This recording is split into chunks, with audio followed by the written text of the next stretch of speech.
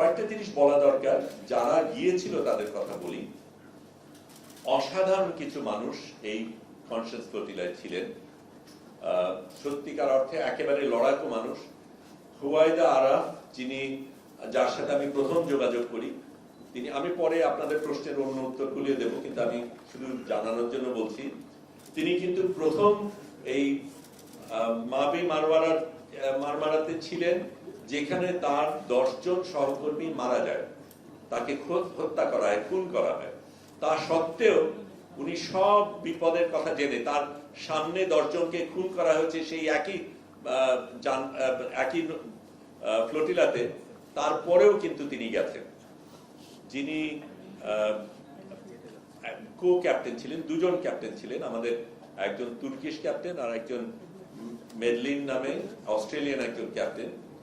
তিনি এর আগে বিভিন্ন এই ধরনের বড় বড় অভিযানে গেছেন এবং সেগুলির রিস্কগুলি উনি জানেন। তিনি আবার আমাদের আগে প্রশিক্ষণও দিয়েছেন, সেফটি ট্রেনিং, অনেকগুলি জিনিস আমাদের আগে করতে হয়েছে। নারী ক্যাপ্টেন। তারপরে নারীদের একটা বড় অংশ ছিল এখানে, শুধু সেটা না, জোহরা, তার একটা পা কাটা, অ্যাম্পিটেট করা, সেখানে একটা আর্টিফিশিয়াল পা নিয়ে তিনি গেছেন। 84 বছরের একজন নারী, প্রেসিডেন্ট ম্যাক্রোর খুব ঘনিষ্ঠ ব্যক্তি, তিনি গেছেন এবং নৌকা থেকে লাইভ ব্রডকাস্ট করে ম্যাক্রোকে প্রশ্ন করেছেন, কেন তুমি এই জিনিস হতে দিচ্ছ? এই ধরনের অসাধারণ কিছু কিছু ব্যক্তি গিয়েছেন এই অভিযানে। কিন্তু যারা যাননি সেটার কথা বলা দরকার, কারণ আমরা মিডিয়ার জন্য করেছিলাম, মিডিয়া এবং স্বাস্থ্যকর্মীদের জন্য।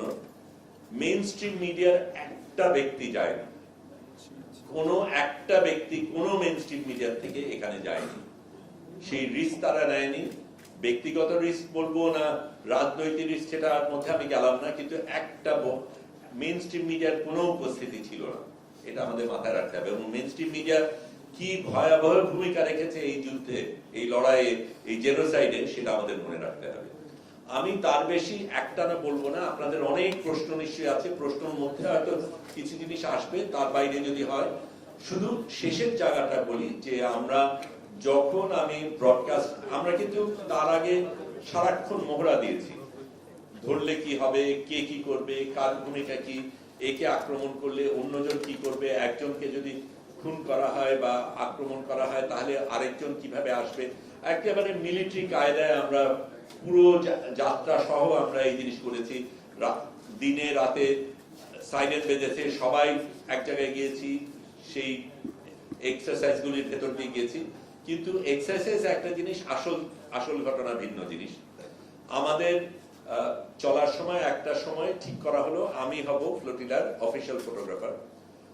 এমনিতে আমাদের কাজ, কারণ এই ফ্লোটিলাটা একটু বলে রাখি, এটা কিন্তু স্বাভাবিক জাহাজ না।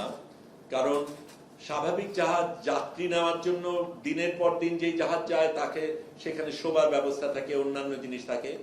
এটা একটা 72 সনে নির্মিত পুরনো একটা জাহাজ, যেটা ছোট ছোট যাত্রার জন্য তৈরি, ফেরির মতো এক একটা। বসার জায়গা আছে, শোবার জায়গা শুধু যারা ক্রু তাদের জন্য আছে। হঠাৎ করে প্রায় 100 জন মানুষ এখানে এসছে, আমাদের কারো শোবার জায়গায় নেই, শৌচাগার নেই, পানির ব্যবস্থা নেই। এতগুলি মানুষকে সামাল দেওয়ার মতন এই জাহাজ না, কিন্তু এই জাহাজটা আমরা পেয়েছি। এখানে আপনাদের প্রশ্ন থাকতে পারে, তাহলে আমরা এই জাহাজ নিলাম কেন? প্রথম জিনিসটা হচ্ছে, আপনি ভাবেন কোন ক্যাপ্টেন বা কোন মালিক, জাহাজের মালিক তার জাহাজটা দিয়ে দেবে যদি সে জানে যে এই জাহাজটা গাজাতে যাচ্ছে, ইসরায়েলি আক্রমণ হওয়ার সম্ভাবনা রয়েছে এবং এর আগের গুলিকে সবগুলিকে ধ্বংস করা হয়েছে। তারপরে তার চাইতে বেশি গুরুত্বপূর্ণ ক্রু। আমরা না হয় নিজেদের তাগিদে আমাদের এটা করতে হবে, এই অবরোধ ভাঙতে হবে, আমরা প্রতিজ্ঞাবদ্ধ, আমরা যাচ্ছি, কিন্তু কোন ক্রু যাবে এর সাথে জেনে যে আমার মৃত্যু হতে পারে এই যাত্রা? সেরকম একটা জাহাজ, সেরকম একটা ক্রু পাওয়া খুব বিরল। এবং অন্যরা যারা পেয়েছে, যারা করেছে, তারা অনেকে করেছে। একটা ছোট্ট জিনিস দিয়ে আমি আপাতত শেষ করব। আমি বাংলাদেশ থেকে গিয়েছি, কিন্তু আরো 2 জন বাংলাদেশি অরিজিনের ব্রিটিশ নাগরিক, বাংলাদেশ, তাদের বাবা মারা বাংলাদেশি, তারা গিয়েছিলেন। সুমুদ ফ্লোটিলায় রুহি নামে একজন নারী, উনি গিয়েছিলেন অবজারভার ফ্লোটিলাতে, মূল বহরে যাননি, সাথে ছিলেন। তারা ডেঞ্জার জোন পর্যন্ত যাননি, তারা আগে গিয়ে ফিরে গেছেন, কারণ তাদের ফ্লোটিলাতে আরো কয়েকজনের একটু সমস্যা হয়েছিল, যে কোনো কারণে তারা ওই পর্যন্ত যাননি। আমি যেতে গিয়ে আমার সাথে ইয়াসিন নামে একজন ভদ্রলোক, উনি বললেন তোমার জন্য একটা মেসেজ আছে।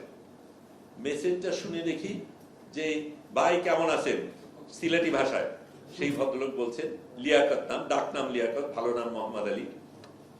এই ভদ্রলোক ইংল্যান্ডে থাকেন, উনি কোরআন শেখান। উনি নিজে আরো 3 জন বন্ধুকে নিয়ে জড়ো করে 28,000 ইউরো জোগাড় করে একটা নৌকা কিনে তারপর ওখান থেকে এই সুমুদে যোগদান দেবেন। যোগদান দেওয়ার একটা প্রক্রিয়া রয়েছে, অনেক বাছাই করা ব্যাপার থাকে, কাকে নেবে না, সিকিউরিটির ব্যাপার রয়েছে, নিরাপত্তার ব্যাপার রয়েছে, এর মধ্যে মোসাদ এজেন্ট ঢুকবে কিনা, অনেক রকমের ব্যাপার রয়েছে। কাজে খুব ভালো একটা স্ক্রিনিং এর মাধ্যমে যায়। তাদেরকে বলা হয় তোমাদের নৌকা নেব, তোমাদের নেব না। তারপরে বিভিন্নভাবে উনি আসতে পারেন এবং উনি অন্য নৌকার থেকে আমাকে মেসেজ পাঠান যখন জানতে পারেন যে একজন বাংলাদেশে এই নৌকায় আছে। তাদের নৌকাকে সরাসরি র্যাম করা বলে, মানে ওই যুদ্ধের নৌকা দিয়ে ঢুস মেরে সেই নৌকাকে ভাঙা হয় এবং সেখান থেকে তাদেরকে তুলে আলাদাভাবে আনা হয়। আমি তার বেশি এখন বলছি না, আপনারা প্রশ্ন করেন, অনেকগুলি জিনিস বলার আছে, অবশ্যই বলবো।